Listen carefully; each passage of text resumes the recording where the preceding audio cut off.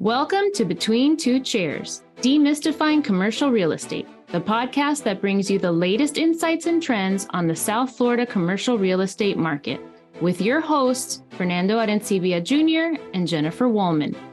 In each episode, we dive into the world of commercial real estate and break down complex concepts to make them accessible for everyone. Whether you're a real estate professional, a curious investor, or just interested in the South Florida market in general, Between Two Chairs is the podcast for you. So pull up a chair and join us.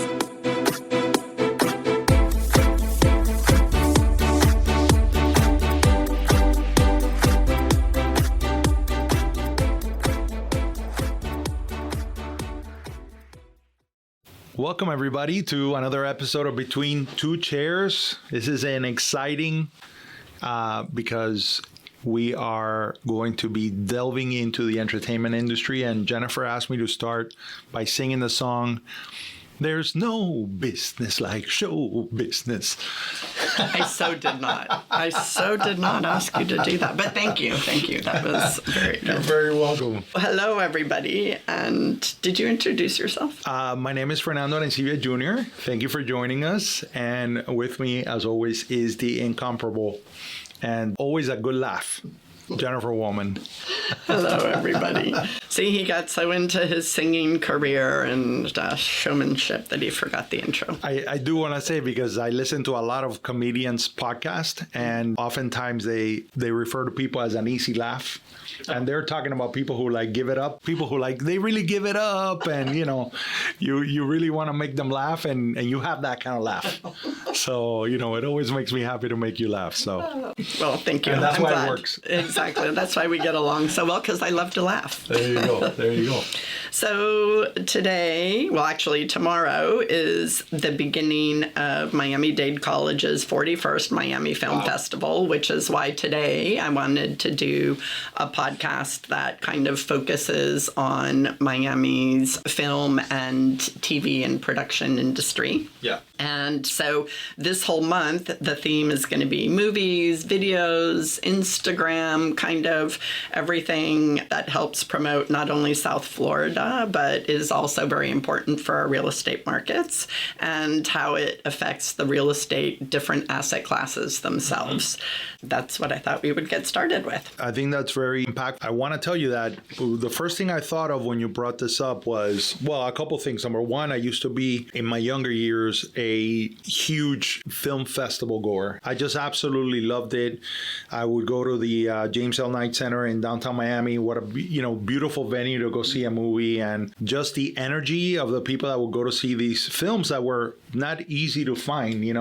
I find it interesting that sometimes I'll go to my sister's house and she'll be watching a show from South Korea, or a show from Italy, or from Catalonia, or and I'm like, wow, all of these international films and all of these international shows are so easily available now. But people may not remember that was really not the case. So if you wanted to see really great international works of art, the Miami Film Festival always brought it, and they were extremely thoughtful, and they provided an immersive link into another culture. It allowed for a lot of discussion. So I always loved that experience, and those couple of weeks were always very, very exciting weeks in Miami. So that was the first thing I thought of. The other thing is that last year, while attending the NAR C5 CCIM Global Summit, one of the panel discussions, or one of the presentations, was a panel on the film industry, because the conference was taking place in Atlanta. Atlanta has really become a huge venue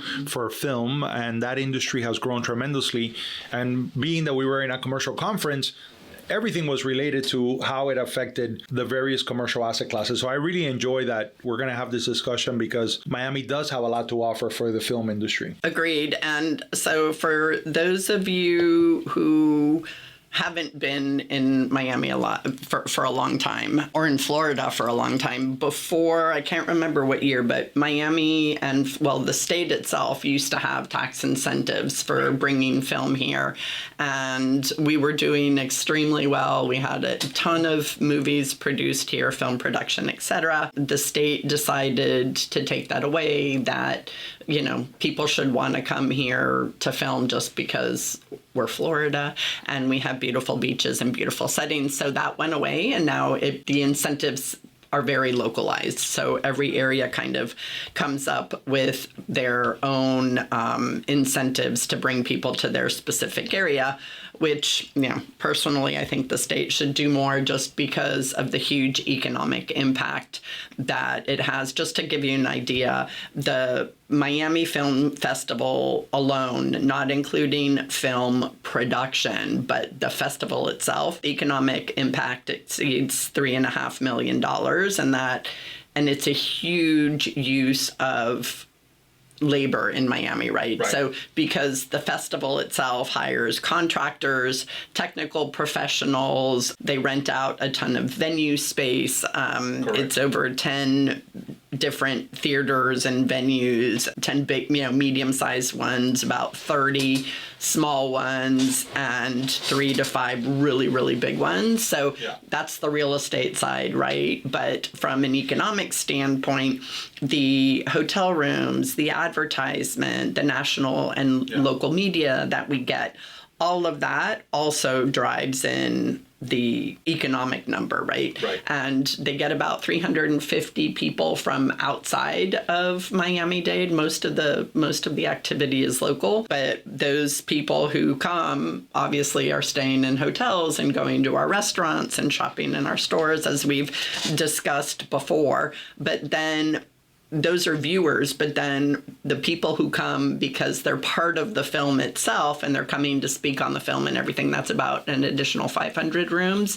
So there again, our hotels and our local restaurants, I think all of that is big. And just so we're clear, you're only talking about the economic impact of the actual film festival. Just the festival. Just the showing of the movies. Correct. It's not the production. It's not the filming. It's not all the other stuff that gets done here. I mean, right now we're in the process of filming Bad Boy 4. So that's a big production. And that doesn't even take into account any of that. But the audience is about 62,000 people go to at least one of the movies. So, and attend the events, because it's not just the movies, right? Then there's the post parties and everything else for movies. So I thought we'd dive in a little bit about, what are the top 5 reasons why a movie studio would choose Miami for their project. And I think it's funny because every single aspect of this are things that we've discussed in one way or another as to why we're having businesses move to South Florida, why we're having so much relocation. So number one is the diversity of locations. And, oftentimes I've seen a movie or a film or a show that is filmed in Miami, and there are some locations where they even surprise me that they're in Miami. And that's because, you have not only the beaches and, the tropical landscape, you have the urban high-risers, you have the historic Art Deco district, and then you have places like Wynwood that have that unique flavor. And that's the number one thing, right?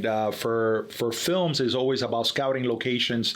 That's an important component of that. The other one is about this supportive infrastructure. And, many people know in every city, but really Dade County has a Miami-Dade County Office of Film and Entertainment, which basically provides comprehensive support across the board. So it's almost like they are there to connect the movie studio with all of the resources that are available from a public-private point of view to them. And so, of course, helping with scouting, the permitting, logistics assistance, and just overall making the filming process smoother and more efficient. The third one, and I want to discuss the third one a little bit more because of the point that you made, is economic incentives. So the incentives, from what I understand, have fluctuated widely since Florida kind of took away that statewide incentive.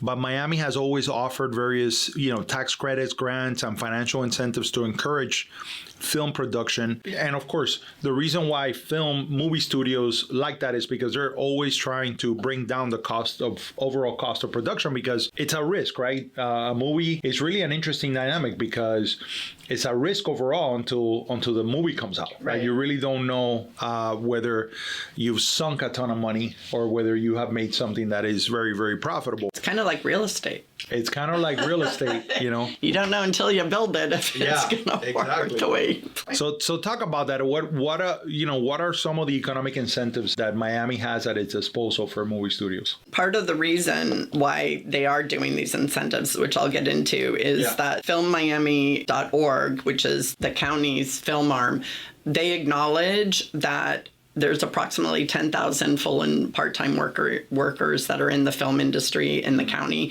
and over $1 billion of local economic impact with permitted productions contributing more than $150 million. So those aren't small numbers, and those numbers are why they came up with this. It's called the Miami-Dade County High Impact Film Fund program, and it's performance-based rebate grant for feature-length films and made-for-TV programming. So they have up to a cash rebate of up to 20%, and then they have like minimum, you have to spend a minimum amount of money. There has to be a certain amount allocated in the recurring year. They have audits. We need screen credit, all sorts of stuff that you have to do in order to get this grant. But it's a pretty easy process. You apply online through a portal, and everybody is kind of determined on a case-by-case basis. I'm sure bigger ones like, Bad Boys 4 gets probably some additional concessions, and then some cities also, so this is the county program, but some cities will also waive fees or give some kind of credits as well. So if they're filming on Miami Beach or City of Miami or something as well. Right. And the reason why is the economic incentive. I mean, the economic impact. When Florida got rid of it, it all went the majority of it went to Georgia and Louisiana, which now have huge production and production studios and everything else. So, what I find interesting is that I see a correlation in, we did an episode with Robin Webb, an overall expert on hotels. And, we talked about how hotels are a multitude of businesses all in one place. Correct. Right. And so that's how I see the film industry. So we're leasing out a warehouse space off of 79th Avenue and 79th Street and 5th Avenue Northwest. In that area, that's right by that coffee place that we love, that Moto Coffee. But in that area, a gentleman has a catering business, and he's had it for 20 plus years, and it's all catering for the entertainment industry. So whenever they're filming even local shows, when they're doing a show locally, he's the one that provides all that stuff. And then employment that is provided by the film industry is wide ranging. And some of these people can be your tenants, can be your clients. And we do have in the last few years seen an array of movie studios that have transacted, namely in Doral and, and in other parts of the city. Well, and there were some really cool studios too that what they do is they're location scouts for either films or photo shoots. So if you have vacant retail space, you might want to get in touch with them because, retail, office, whatever vacant space you have, you might want to reach out to these studios and find out, Backlot is one of them. Ampersand's studio is the one for photo shoots, but they actually look for vacant space. If you're a retail center, you do pop-ups, but maybe you don't want to do pop-ups. Maybe what you want to do is be able to lease it out for a while for film recording, or to your point, when they do set up films. I think everybody in Florida is driven by someplace that all of a sudden you'll see the yellow sign that say crew, and there's an arrow, or it'll say crew parking lot, and you'll see a ton of cars and then trailers with the food set up and with the changing rooms and the studio design and everything else. So that's interesting. One of the items on the list of the top 5 reasons for a movie studio is one that we discuss often, and that is really the talent pool that is in Miami. So Miami film and entertainment industry employs an estimated 15,000 workers, including a robust local talent pool. This includes both creative professionals and technical experts, allowing for a high degree of flexibility and expertise in productions. We're certainly not short of extras, and we're not short of great actors, actually, in South Florida. I do remember when I was in high school, no surprise here, I was in drama class. Shocking! Really? But I do remember we did a field trip. There was a movie that was being filmed in a high school. I forget the high school, but they were doing this film and they basically were bringing in students from 5 different high schools. It was called Only the Strong. And it was about this substitute teacher who is a martial artist and he's going in there to clean up the school, all that stuff. So I do remember spending a couple days, as an extra in that film, and it was a lot of fun. But when I think back to it, I was amazed by the size of the production. It's really hard to captivate the attention of people from 5 different high schools, and young high school kids, right? I was going to say it's difficult and to capture the students' attention. It just required a lot of people, a lot of moving parts, and everybody always looks busy, and everybody always looks like they're behind schedule. But that energy is really infectious. So Corinna was an extra. Really? Was an extra in Magic City. Do you remember that show? Yeah, I loved that show.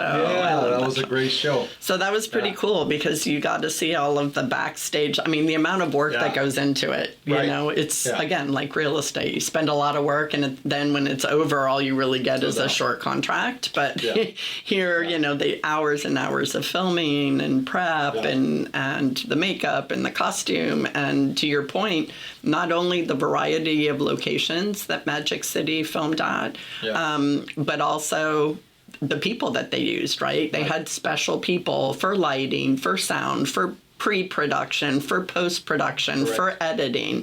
So going back to your employment and the impact on it, and Gay actually did a really good post recently. Corora Torn, chief economist for the Miami Association of Realtors. She was talking about the employment. And again, we harp on employment so much because everything and the economic success of an area is all based on jobs.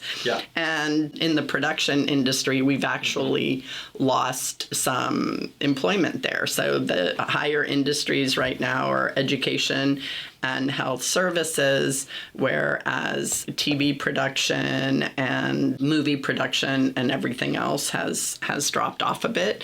It would be curious for me to see that breakout because that also includes tech, and we know tech has had a dip lately just because of everything going on in the economy. Again, and we'll post a copy of that jobs report on the episode notes, but I thought that was really interesting that it was really broken down, but that they included tech in it. I don't know if I would include tech in. Well, it's interesting because I was doing a little research there. There have been some innovations in the creation of production equipment, camera equipment, and stuff that has come out of Miami because Miami has been part of the industry since the 40s, right?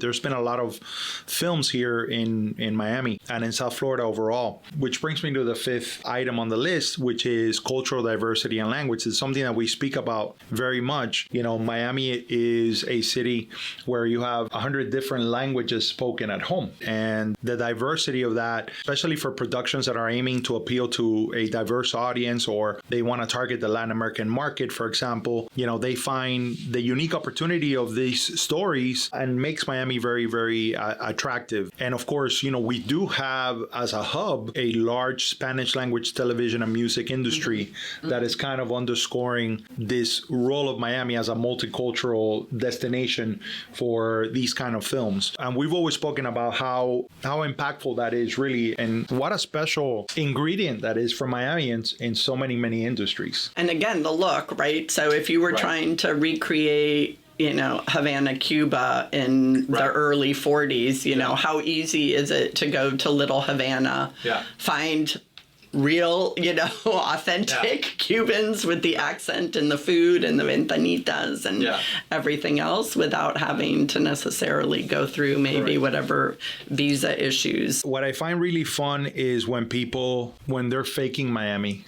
There is no faking Miami. And I'll tell you 2 examples. There was a show that was kind of popular that was done, I think it was Netflix, and I forget the name of the show, but what I remember is what everybody commented was there is a scene in the show where they're supposed to be in a rooftop and it's this detective that he kind of feels like he owns Miami. And in the rooftop, he's telling this young person, over here is Little Havana, over here is Little Haiti, over here, there is nothing that authentic, right, about the destinations that he's picking. And there's another scene in the show where the guy is going from downtown to Coconut Grove, right? And there's like an entire ocean to his right because he's on the expressway in another part of the world, right? Yeah. Not here, because then we found out that it was actually filmed in the Dominican Republic. And you can't really replicate Miami. And the other example is this very famous show on Netflix, recent show, Griselda, which is about the cocaine cowboys and all that other stuff. And like when they put the picture of Dayland Mall, everybody was like, oh my God, this is so terrible, like, because it wasn't filmed here, but they try to mimic it, but it's just very difficult to really mimic Miami. I'm trying to remember. I saw one too, and I remember they were doing a beach scene, and I'm like, those palm trees don't look like anything I've seen down here. And then I'm looking, and there was actually a mountain in the background that they had tried to like blur out, and I'm like, okay, that's California Beach. Like exactly. There was no way. So for anybody who hasn't come here, if you ever see a movie that is supposed to be filmed in Miami, you see any mountains at all, you're in the wrong place. Unless it's Turkey, what's it called? The landfill, Turkey Point, the landfill over by Turkey Point. That's the biggest mountain we have here. That's the biggest mountain we have. But like the amount of real estate too that our production industry. So you were talking earlier about Hispanic TV, and Telemundo's studios are 476,000, square feet. Wow. So not small. And then there's like a small, quote, small, in quote, production studio, which is I think it's called M3 Studios. Mm-hmm. And they have 122,000 square feet of studio space. So the amount of real estate that goes into the physical production, and obviously if you're in LA and Hollywood and you see all the sound lots and everything else, I mean, it's huge, the requirement. Even so, it'll be interesting to see now and that the power requirement as well, because they're very, it's very heavy, electrical intensive. Yeah, it reminds me of when people were coming to us to look for Bitcoin to mining crypto, and how much the requirement was. But yeah, studios require a lot of specialization, when they're getting into a space. So I invite you to go see some films, because they might be hard to get in. I mean, the lineup that they have for this year is amazing. James Woolley is the new executive director for the film festival, and he hasn't even been here a year, but the lineup was really, really impressive. And to your point, very diverse. It looked really, really good. And you might think, what's the value add versus watching these films later on at home, at the convenience and all that stuff? And convenience aside, the number one is a different group of people that attend these films, so then, regular Hollywood blockbusters. Mm-hmm. Number two, there's often a Q&A, and they will bring either an artist an actor from the film, or the director, the producer, and it's very interactive. The audience gets to ask questions, so you really immerse yourself into that experience. And then there's always the murmuring of what is the one movie that you got to see this. Once people get out there, there's always that word of mouth. So it really is a beautiful experience. And the locations where they have them in some pretty cool, unique venues. It's not necessarily your typical movie theater, which people don't seem to go to that much anymore. But it's also the fact that a lot of these films don't have wide viewership, right? So they're not going to necessarily be on your streaming show, so you're not going to get a chance to see it. But so take a look, and we welcome the film industry. We love the film industry. We want you back here. So hopefully we can continue to offer incentives. Yeah, I will say another thing is that one thing that we haven't mentioned is that oftentimes when they are choosing a location, it has the ability to bring attention to the restaurants that they are filming in. And, I remember when HBO had a football series that was filmed here in Miami with Dwayne "The Rock" Johnson. What was it called, Jessica? You remember? It was very popular. And I remember they did a lot of filming in Little Havana. And I remember that they would go to El Pub very much, and they would go to Ball and Chain, and that experience. I remember people from the neighborhood. You know, my what I love about Little Havana is that it very much is a neighborhood. People will walk out and be like, you know, curious. And I remember people from the neighborhood, you know, coming out to see them filming, and I remember seeing Dwayne The Rock Johnson at the Ventanita, you know, grabbing un café from the pub, and so it was called Ballers. Yeah, Ballers. You know, HBO did the series. It was actually a very entertaining series. The pub went through kind of a renovation, so you know, you start not only as the additional, you know, revenue from renting out the day, but also, you know, the cachet and the what they call the marketing value, right, of having those eyeballs. And just finished a conference here in Miami. The conference was in Fontainebleau, and the number of people that were like, "What are you gonna do? You know, are you guys gonna see anything else in Miami?" The number of people that mentioned, "Oh, we're going to go to Little Havana," awesome. was huge. So getting that flavor was very important, and I sent them to a couple places, and they seemed to really love it. And some of them were like, "Oh, I'm going to go back for, you know, another day." And it does bring a lot to the city, especially when film productions choose locations that are unique. Well, Corinna was in, so to your point about including the business in Magic City, her scene was at Prima Pasta in Miami Beach, right? So then people want to go there, right? If you see a movie or a show and you're like, "Oh my gosh, that beach is spectacular. Oh my God, that bar looks amazing." Or, you know, you just mentioned the Fontainebleau. How many, you know, people recognize the Staircase to Nowhere from movies or their bow tie floor, right? That's from movies, right? Sure. So, and TV shows. It becomes part of you. And I'll tell you a couple of shows. Number one, you know, we do have an Oscar-winning film, Moonlight, that was filmed, and it's a Miami story, beautifully made. And the other thing that I did find really interesting is, I don't want to end it on this, but you know, when Robin Williams passed away, because he had filmed The Birdcage here in Miami at the Carlisle Hotel, what we saw was a lot of people going to the Carlisle Hotel to lay flowers in front of the hotel to commemorate. That's just a great film, and it really showcased, you know, Miami Beach very well. So I miss Robin Williams. So but yeah, it's incredible how music and movies become such a part of us, and you know, and how important they are also to like cultural moments within the city and the growth of the city. So here's to many more films in Miami. So my friend, do you have any stats? I do. So this is from the Naples Daily News, and the top 5 Florida cities with the highest volume of films are, I feel like we needed a drum roll. I like it. Miami, 10th place with 6,241 movies. Orlando, 23rd place with 3,210 movies. Tampa, 48th with 1,395 movies.